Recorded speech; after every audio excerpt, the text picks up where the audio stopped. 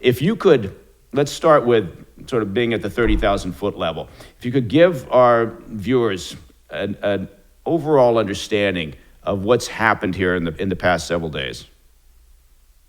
Sure. Well, first of all, I think we need to kind of lay out a little bit of the background in the sense that Maduro was up for re-election this year.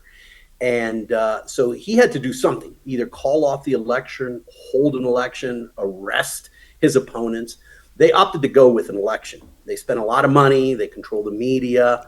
They arrested a lot of opposition activists. I think some people in the regime actually thought that they would win. But in the end, the vote on Sunday was overwhelmingly for Edmundo Gonzalez, who's a former diplomat who kind of became sort of the accidental candidate in the sense that Maduro had already arbitrarily set aside and barred two candidates from running against him. Even though polls showed that Edmundo would win by a big margin, they went ahead with the election. And of course, afterwards, it became clear that night and into Monday morning that actually what had happened was that Gonzalez had won by a very significant margin. Since then, the Venezuelan opposition has actually published the actual tally sheets from the voting stations. Now, how do they have that? That's because in Venezuela, you were permitted to have what they call testigos, or literally witnesses, in each of the voting stations. So these people were able to get these actas, as they're called, which are these tally sheets, tabulations, and able to show exactly how the vote went down. In the end, they were able to get about 70% of these tabulations, which also underscores that there were a lot of people, possibly from the military, possibly from even the ruling Socialist Party, who helped get some of these tabulations out into opposition hands.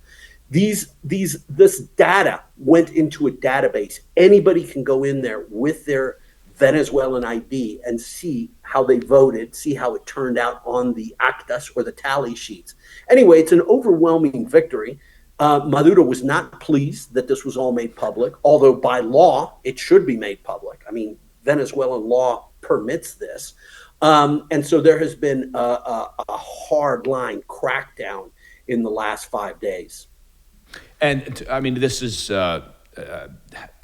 not a surprise statement, I suppose, but there has been, I think, from our perspective, very little coverage of these developments, right, and of the growing protests. Does that surprise you? Are you concerned about what could be complacency or lack of interest in what's going on? Well, look, I can't speak for other media. I know that sort of the big American and British and, say, Spanish media were in Venezuela and covering this quite in depth, you know, from Us to the Times to the Post to the Financial Times, AP, et cetera, all that.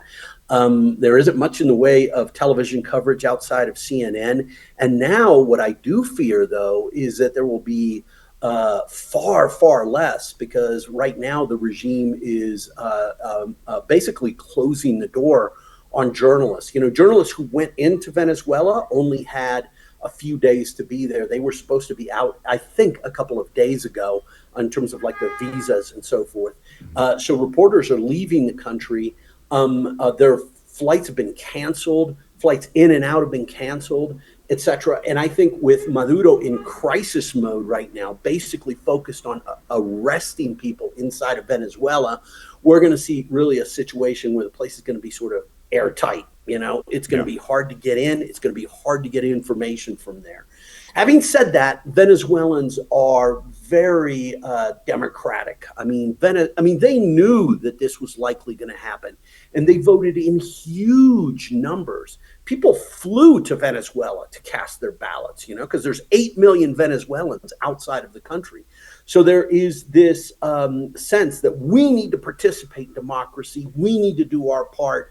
Now the issue is going to be, well, there's NGOs in Venezuela. There's various human rights groups. There's activists and so forth. These are people who are very brave. They've been up against this regime for many years. The question is, how hard line is the crackdown going to be against these people? As you mentioned, there's already been people who have been killed in protests, and they've been rounding people up.